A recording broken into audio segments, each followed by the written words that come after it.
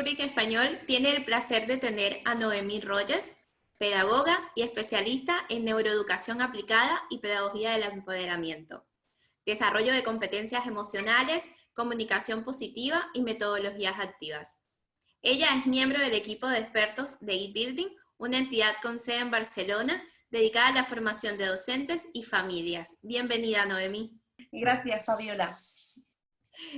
Noemí, nos gustaría definir el concepto de neuroeducación. Yo sé que es un término que lo hablamos, pero realmente no asimilamos muy bien este concepto con detalle. Y en esa definición me gustaría también saber la diferencia que existe entre neuroeducación y neurodidáctica. ¿Es lo mismo?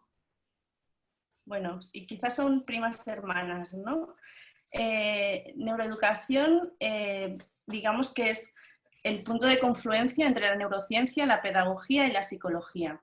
El punto donde se encuentran esos tres ejes, esas tres áreas de conocimiento, es donde ubicamos la neuroeducación. Y como neuroeducación es paraguas también de lo que después vamos a aplicar en el aula, de esa aplicación práctica, metodológica y de estrategias didácticas de aula, que sería la neurodidáctica. Está muy vinculado porque al final, quizás si le sacamos el neuro de delante, es más fácil, ¿no? Si pensamos en educación y en didáctica, lo vemos como más claro, ¿no? Educación es mucho más macro, en cambio la didáctica es cuando ya estás en el acto educativo, ¿no? En qué estrategias y de qué manera y cómo, ¿no? Todo lo que envuelve a ese acto educativo. Simplemente le añadimos el neuro porque lo hacemos desde una mirada que está vinculada a las evidencias científicas que hasta ahora tenemos, que están muy vivas, que son muy recientes y que tenemos que estar atentos porque van evolucionando y constantemente tenemos novedades. Por tanto, no es una ciencia que esté cerrada, es una ciencia muy joven y que nos puede ayudar mucho, pero que todavía tenemos que cogerlo todo un poquito con pinzas, ¿no? Tenemos muchas esperanzas y muchas expectativas puestas en la neuroeducación y está bien que estemos atentos, los maestros, los profes, pero está súper bien también que sigamos escuchando pues, las voces de la experiencia y esa vocecita de la intuición y que nos ayudemos de la neuroeducación en tanto que está vinculado a la neurociencia, a la pedagogía y a la psicología y nos puede dar evidencias científicas comprobadas que sustenten nuestras decisiones pedagógicas. Efectivamente, lo que has dicho es clave, es una ciencia muy joven y es súper importante que todos estemos atentos a todas las actualizaciones que va teniendo.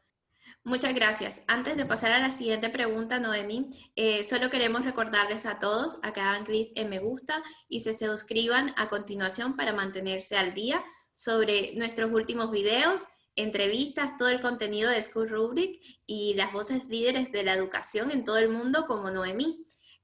Noemí, te hago una pregunta. ¿Existe una cultura de la neuroeducación?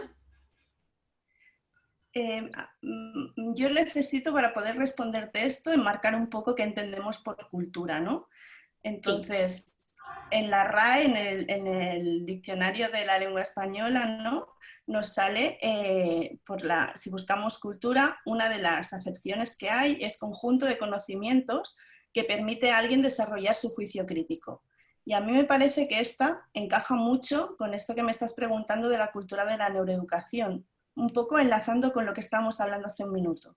Porque si bien es importante pues leer, informarse, formarse, ¿no? sobre neuroeducación, es aún más importante ser críticos, no solo con la neuroeducación, con todo en general, ¿no? Entonces, poder documentarnos, poder formarnos con personas que realmente hayan estado formadas en esto. Sabemos en educación que los maestros, los profes, nos agarramos a un clavo ardiendo que decimos aquí, en cuanto vemos una oportunidad de poder acompañar mejor el aprendizaje de nuestro alumnado, ¿no? Entonces, es evidente que la neuroeducación nos va a dar y nos está dando muchas herramientas, pero también precisamente por eso y porque está como muy de moda, ¿no? Pues hay mucha gente que se sube al carro sin saber muy bien dónde nos estamos subiendo. y por lo tanto es muy importante contextualizar en esa cultura, ¿no?, de la neuroeducación, ser críticos con lo que nos llega y saber de qué fuentes vamos a beber y sobre todo, como decía antes, poder contextualizarlo en los espacios educativos que cada uno de nosotros tiene en los que actúa, ¿no? Yo creo que esta pregunta empalma mucho con lo que nos estás mencionando. ¿Qué aporta conocer sobre neuroeducación? Bueno, la neuroeducación básicamente nos habla de cómo aprende el cerebro. Y es verdad que es muy joven, pero ya podemos empezar a ver muchas cosas interesantes. Hay muchas investigaciones que se están dando más desde el área de laboratorio, que digo yo, y espero que cada vez sean más las que llegan desde los espacios educativos y hacemos una investigación-acción rigurosa que realmente nos pueda dar datos dentro de los espacios educativos, ya sea un aula o ya sea, pues no sé, un espacio de aprendizaje no formal, ¿no? Pero básicamente saber cómo aprende el cerebro y cómo se desarrolla en ese aprendizaje, qué capacidades se están desarrollando en cada etapa educativa, nos permite poder contextualizar mucho mejor los aprendizajes y sobre todo nos permite ajustar metodologías, maneras de comunicarnos, maneras de provocar al alumnado, ¿no?, de poder acompañar esa curiosidad innata que tenemos todos los humanos y poder ir creciendo y co-creando juntos, ¿no? Creo que lo importante es saber qué está pasando en esa cabecita, en esas cabecitas, en cada momento y ser muy conscientes de que cada cerebro es único y que por lo tanto esas etapas de desarrollo son muy importantes para tener marcos globales, pero que en ningún caso ningún niño aprende a caminar el mismo día a los 12 meses en punto. Cada uno tiene su momento y lo mismo va a pasar con la lectura, va a pasar con las sumas, con cualquier aprendizaje académico y no académico que se dé a lo largo de la vida, ¿no? Claro, porque ahí es clave este concepto de decir, ¿cuándo aprende el cerebro? Entonces, con este ejemplo que nos has dado, ¿cuándo un niño aprende a leer, por ejemplo? Vale, el aprendizaje de la lectura es uno de los procesos más complejos que desarrolla el ser humano y es un proceso gradual que empieza por la exposición y el interés que puede tener cada niño, cada niña por la lectura. Por lo tanto, yo diría que empieza desde que llegamos al mundo eh, en un modo incipiente, inconsciente totalmente, pero creo que es importante cuidarlo desde el inicio. Pues no sé, me lo invento, pero para los niños más pequeñitos, pues tener libros a su altura que los puedan coger, ¿no? Leerles cuentos, cosas que ya hacemos de forma innata, pero que tienen su razón de ser, porque si eso llega a formar parte de nuestro entorno de forma natural, cuando es más fácil incentivar esta curiosidad natural que llevamos innata, ¿no? Es verdad que curricularmente la mayoría de los países, o al menos aquí, decimos que en la escuela empezamos a la lectoescritura de forma reglada hacia los 7 años. Eso no quiere decir que antes haya niños y niñas que estén interesados y se lancen, o que hayan algunos que sean un poquito más tardíos. En un porcentaje muy elevado de la población, hacia los 7 años, las áreas que tienen que ver con la lectoescritura están suficientemente maduras como para poder empezar a desarrollar la lectoescritura. Y sí que será importante en este contexto que cuando a esa edad no vemos interés, vemos que hay dificultades, pues pongamos atención, porque igual sí que estamos a tiempo de detectar algún trastorno o incluso previo a esto detectar alguna dificultad de visión, de oído, ¿no?, que muchas veces son consecuencias de que esta lectoescritura no se esté desarrollando de una manera óptima. Tal cual. Ya que nos mencionas este punto del diseño curricular, la neurodidáctica nos dice qué podemos trabajar, con qué intensidad, en qué momento. ¿Se puede mantener en el tiempo teniendo en cuenta los contenidos y el diseño curricular que se tiene que impartir independiente del país? Bueno, yo creo que este es un temazo, porque es una cosa que nos ocupa y nos agobia a la mayoría de docentes en cualquier nivel educativo, ¿no? Parece que el currículum nos atrapa y vamos corriendo delante de él para que no nos llegue a atrapar, ¿no? Porque no nos da tiempo a acabar el currículum que está previsto para cada año académico, y ahora con la pandemia ya ni te cuento, ¿no? Entonces creo que hace falta, pues, incorporar un poco esta actitud más reflexiva, ¿no? Y pensar para qué estamos educando, qué queremos que aprendan, cuándo y cómo lo vamos a hacer. Desde la neurodidáctica deberíamos plantearnos, desde la pedagogía deberíamos plantearnos estas preguntas. Creo que es muy importante pensar en cada acción educativa, y creo que ya lo hacemos en la mayoría de maestros, si no todos, no dejarnos empujar por el currículum y pensar cuál es el objetivo de ese curso, de ese proyecto, de esa asignatura, de esa actividad que estamos llevando a cabo, ¿no? Y a partir de ahí desarrollar todo el procedimiento. El currículum, al menos aquí en España, se repite hasta la saciedad. Hay, no sé, en primaria hacen cosas que después vuelven a repetir en primero de eso. Las volvemos a repasar. Y está bien que el currículum esté en espiral, pero quizá tenemos que vigilar un poco con el exceso de repeticiones, porque acaba aburriendo al cerebro y tampoco no tenemos un aprendizaje efectivo de lo que estamos haciendo, ¿no?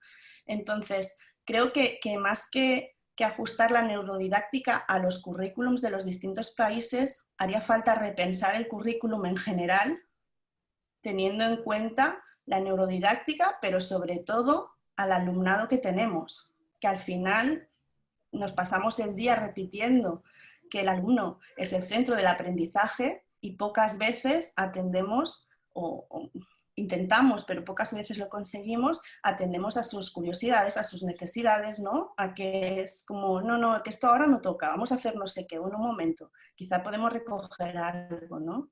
Pongo un ejemplo muy fácil. Hemos empezado en toda secundaria a hacer biología, por ejemplo, o los más pequeños en primaria a hacer ciencias naturales, ¿no? Estamos viviendo una época que el temazo es la COVID.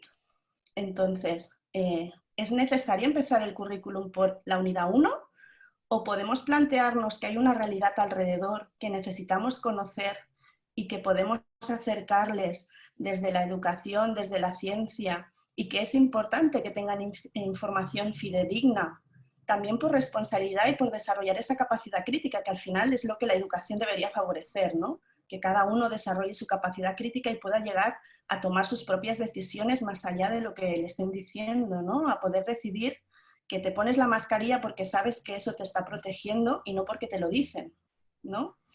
Entonces creo que ahí tenemos una oportunidad latente que todavía no estamos aprovechando del todo y que como docentes tendríamos que plantarnos y ponerlo delante de todo. No quiere decir dejar el currículum y el conocimiento al lado, sino todo lo contrario, hacer que sea significativo y que esté contextualizado en los momentos que vivimos.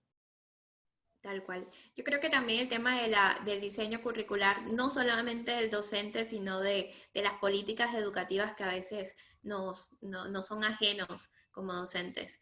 Es cierto, pero eso Además, nos queda tan lejos y está a veces cuando los políticos toman decisiones, eh, están muy lejos de la ola, están muy lejos de de la los realidad. espacios educativos. Entonces, en realidad el currículum está tan lleno de cosas que adaptar, ajustar, flexibilizar, forma parte de esa artesanía del maestro de poder, pues, hacer los malabarismos necesarios para podernos ajustar, ¿no? y entrar en diálogo con ese alumno que tenemos delante, ¿no? Claro. Y la otra realidad también son los estándares, las evaluaciones. ¿Cómo medir los exámenes estandarizados ante la correcta aplicación de la neuroeducación? Vale, y yo te devuelvo la pregunta. ¿Por qué estamos evaluando? ¿Estamos evaluando para certificar unos conocimientos y un paso de grados o estamos evaluando para acompañar el aprendizaje de nuestro alumnado? Porque es significativamente distinto. Entonces, si se trata de certificar aprendizajes y el paso del curso, hay unos estándares que alguien allá arriba otra vez, el mismo quizá que ha definido el currículum, ha definido que esos son los estándares mínimos para pasar de curso, por ejemplo, o para sacar una certificación de lo que sea. Si estamos hablando del aprendizaje del alumno, la evaluación no tiene ese significado. De hecho, no sé si te pasa a ti, pero muchas personas cuando nos hablan de examen directamente empezamos a sudorar, ¿no? Y es como, uff, un Todos. examen, ¿no?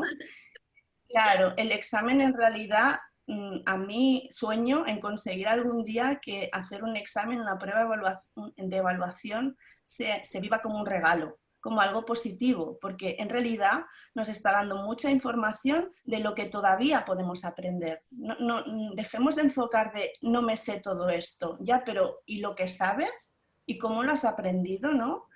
Claro. Desde la neuroeducación, la evaluación tiene sentido vinculada a la metacognición, a la capacidad de aprender a aprender, de desarrollar nuevas estrategias, de vincular, ¿no? Entonces creo que una cosa son los estándares y las certificaciones y ahí es verdad que podrían ser más amables, pero creo que como decías antes nos queda como en los despachos de ahí arriba, ¿no? Pero en la Sí, evaluación del día a día del aula sí que podemos hacer muchas cosas. tal cual.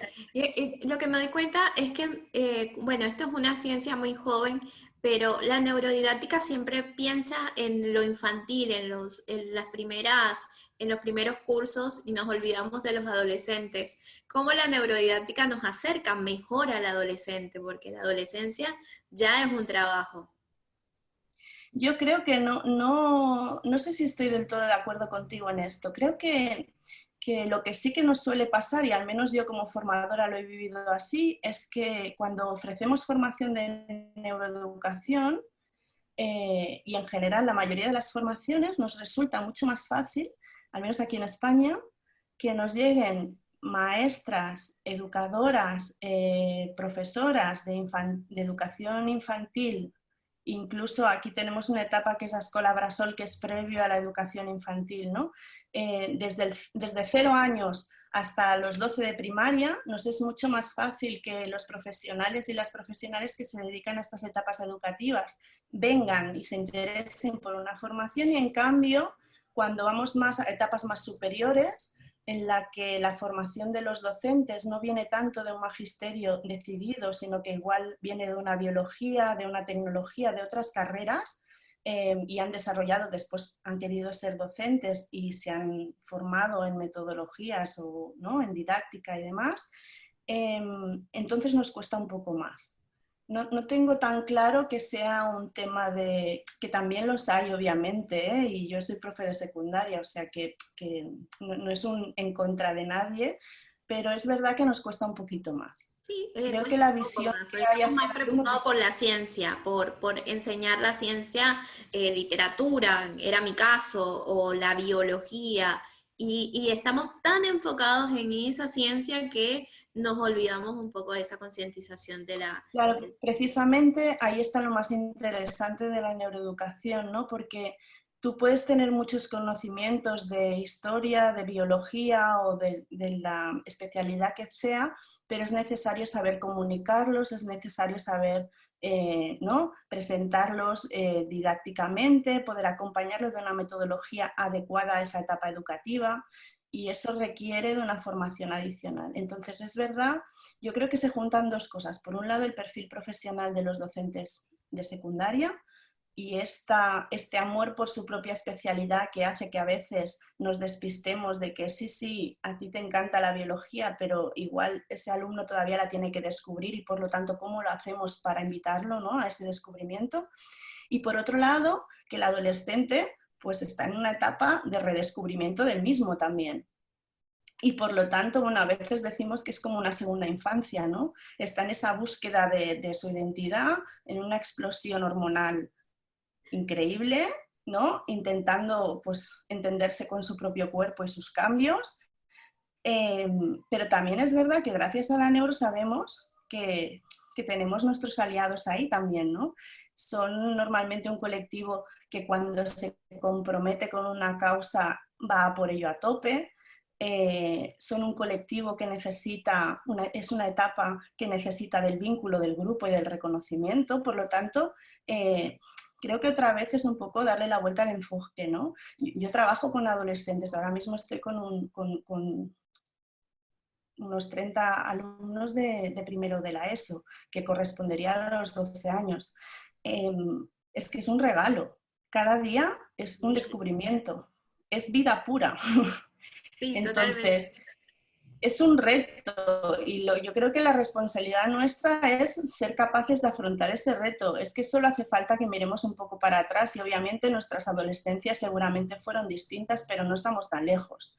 Entonces, el buscar el límite del otro, ¿no? Y cómo jugamos con ese límite, la reconquista de la autonomía, ¿no? Hay una serie de características que vienen vinculadas, pues, al desarrollo de los sistemas de recompensa del cerebro, a toda esta explosión hormonal, al cambio de biorritmos también, ¿no? Porque, yo qué sé, pues si hacemos clase a las 8, qué tranquilitos que están, bueno, es que no es su momento, ¿no? Sus biorritmos tienen otros tempos que tampoco estamos respetando la mayoría de veces con los horarios escolares. Entonces creo que ahí la neuro puede hacer muchas cosas, nos puede chivar muchas cosas y que estaría bien tenerlo en cuenta para poder favorecer que esa etapa de formación tan importante en la que se definen tantas cosas, porque al final son adultos jóvenes ya, pues les demos la oportunidad de vivir esa educación en positivo, ¿no? Y no tanto porque estoy aquí en clase porque me toca estar, porque me obligan, ¿no? Totalmente. ¿Cómo le podemos dar la vuelta a eso? Así es. Noemí, cuéntanos un poco cómo aplicas tus conocimientos y la especialidad en neuroeducación dentro de Building. Yo creo que para mí la neuro lo impregna todo. Entonces, muchas veces aplicamos o hacemos cosas de neuro sin saberlo y por eso al principio de esta entrevista hablábamos de una de las cosas que tiene la neuro es que nos permite poner nombre a cosas que ya hacíamos y saber por qué funcionan, ¿no? A partir de una evidencia científica y no tanto porque intuyo o porque ya lo he probado y por experiencia sé que eso funciona, ¿no? Entonces creo que por un lado está el eje de las formaciones, ¿no? De las formaciones que hacemos de neuroeducación en general a las distintas etapas educativas, a profes, pero también a veces entramos en aula, explicar el cerebro a los adolescentes, por ejemplo, es un ejercicio muy interesante porque es de autoconocimiento y de entender en qué momento están.